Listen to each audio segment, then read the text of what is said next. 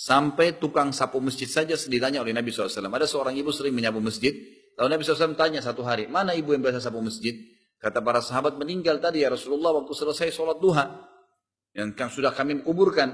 Kata Nabi SAW, kenapa kalian tidak beritahukan kepada saya agar saya juga ikut mensolatinya, gitu kan? Jadi sahabat menganggap karena tukang sapu masjid mungkin Nabi nggak perlu ikut sholat, kita sholatin aja, gitu kan? Lalu Nabi SAW menegur para sahabat, kenapa kalian tidak beritahukan kepada saya agar saya juga ikut mensolatinya? Tunjukkan di mana kuburannya. Lalu Nabi SAW mendatangi kuburannya, kemudian beliau sholat di atas kuburannya. Dan satu-satunya sholat yang boleh dikerjakan di kuburan hanya sholat jenazah, yang jenazah itu memang baru dikubur hari itu. Ya. Kalau bapak ibu punya kerabat dikubur nih, meninggal, kita belum sempat sholat di hari itu ya, maka boleh dikuburkan, boleh didatangi kuburnya dan sholat di atasnya sesuai dengan hadis yang tadi sudah saya sebutkan. Nabi SAW mensolati seorang wanita penyapu masjid di atas kuburannya, gitu kan? Kalau dikubur hari itu ya, nggak boleh kalau sudah kemarin, besok, 1 tahun, udah nggak boleh.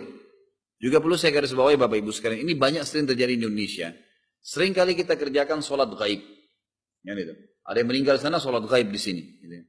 Sholat gaib ini banyak yang tidak paham. Kalau anda kembali ke buku-buku fikih, sholat gaib itu hanya dikerjakan oleh Nabi SAW sekali dalam hidup beliau. Itu pun ditujukan kepada seorang sahabat, seorang tabi'in, bukan sahabat, yang bernama Najasyi, Raja Ethiopia. Beliau sempat masuk Islam waktu itu, tapi menyembunyikan Islamnya di zaman Nabi SAW dan masuk Islam di tangan Nabi SAW. Dan Najasyi lah yang melamarkan Ummu Habibah, ya, anaknya Abu Sufyan, untuk Nabi SAW dan menikahkan Nabi SAW dengan Ummu Habibah di Habasyah. Lalu mengirim Ummu Habibah ke Madinah untuk menjadi istri Nabi SAW. Waktu Najasyi meninggal, di negaranya semua sahabat yang lain sudah hijrah ke Madinah. Nggak ada orang Islam, cuma dia sendiri. Waktu dia meninggal, kaumnya mengerjakan atau menguburkan dia dengan cara Nasrani. Mereka nggak tahu kalau dia Muslim. Karena waktu itu kalau dia iklankan, dia bisa dibunuh, gitu kan? Maka Nabi SAW mensolati jenazahnya di Madinah. Namanya sholat ghaib. Maksudnya apa? Kalau jenazah itu nggak ada yang sholatin, baru boleh sholat ghaib. Kalau sudah ada yang sholatin, nggak boleh lagi, gitu kan? Sebab sudah itu sholat jenazah hukumnya fardu kifayah. Fardu kifayah. Artinya dia wajib tapi kifayah, cukup kalau sudah ada yang mengerjakannya. Ini perlu difahamin ya.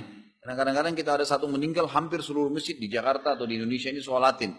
Nah ini termasuk ya tidak sesuai dengan sunnah Nabi SAW. Allahu a'lam.